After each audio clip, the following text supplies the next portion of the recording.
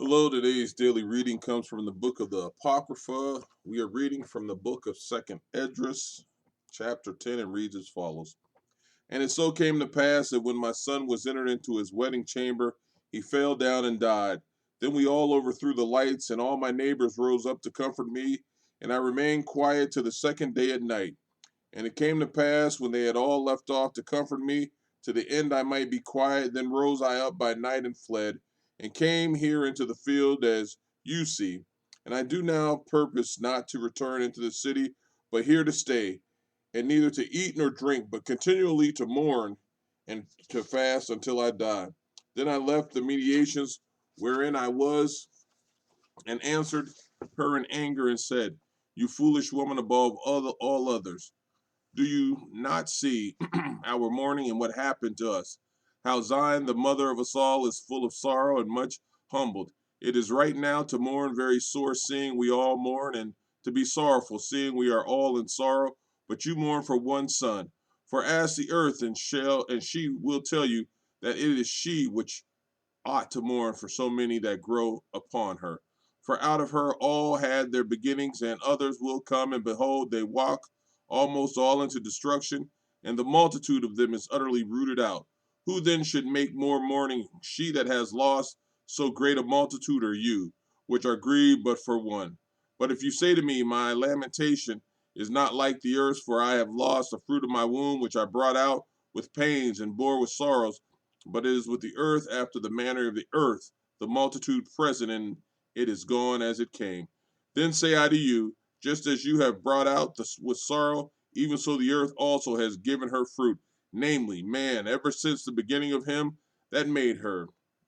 Now therefore keep your sorrow to yourself, and bear with a good courage the adversities which have befallen you. For if you will acknowledge the decree of God to be just, you will both receive your son in time, and will be praised among women.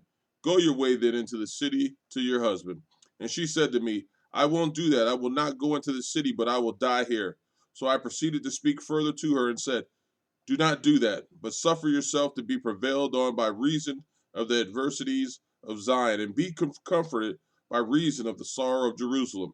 For you see that our sanctuary is laid waste, our altar broken down, our temple destroyed.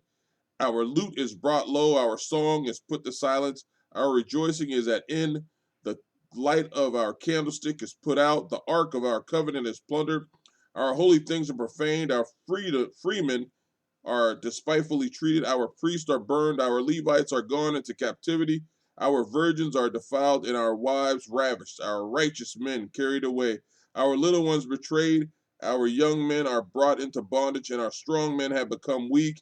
And what is more than all, the seal of Zion. For she has now lost the seal of her honor, and is delivered into the hands of those who hate us. You therefore shake off your great heaviness, and put away from you the multitude of sorrows, that the mighty may be merciful to you again, and the Most High may give you rest, even ease from your travails. And it came to pass, while I was talking with her, behold, her face suddenly shined exceedingly, and her countenance radiated like lightning, so that I was terrified of her, and wondered what this might be. And behold, suddenly she made a great cry, very fearful, so that the earth shook at the noise. And I looked, and behold, the woman appeared to me no more. But there was a city built, and a place showed itself from large foundations. Then was I afraid, and cried with a loud voice, and said, Where is Uriel the angel, who came to me at the first? For he has caused me to fall into the great trance, and my end is turned into corruption, and my prayer to rebuke. And as I was speaking these words, behold, the angel who had come to me at the first came to me, and he looked upon me. And behold, I lay as one that had been dead, and my understanding was taken from me.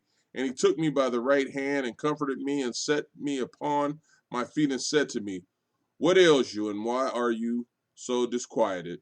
And why is your understanding troubled in the thoughts of your heart? And I said, Because you have forsaken me.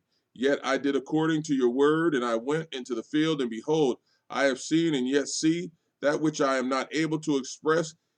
And he said to me, Stand up like a man, and I will advise you. Then said I, Speak, my Lord, only forsake me not, lest I die without hope. For I have seen and heard that I do not understand. Or is my sense deceived, or my soul in a dream? Now therefore I implore you to show your servant concerning this vision. And he answered me, and he said, Hear me, and I will inform you, and tell you concerning the things whereof you are afraid. For the Most High has revealed many secret things to you.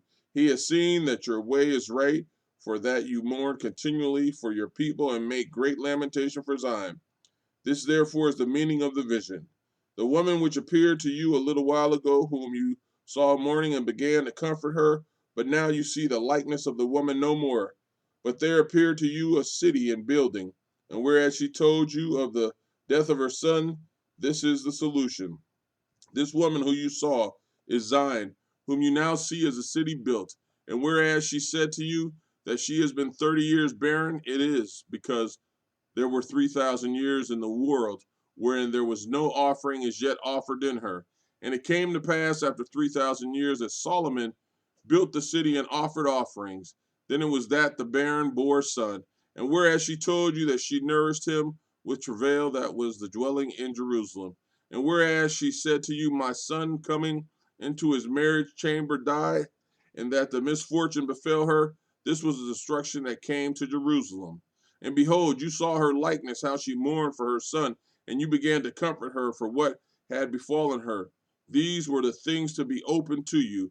For now the Most High, seeing that you are grieved, and showed you the brightness of her glory and the attractiveness of her beauty, and therefore I bade you remain in the field where no house was built, for I knew that the Most High would show this to you.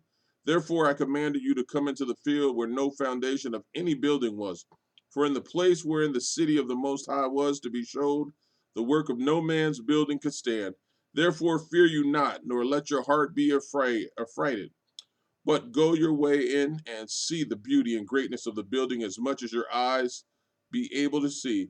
And then will you hear as much as your ears may comprehend. For you are blessed above many, and with Most High are called by name, like as but a few.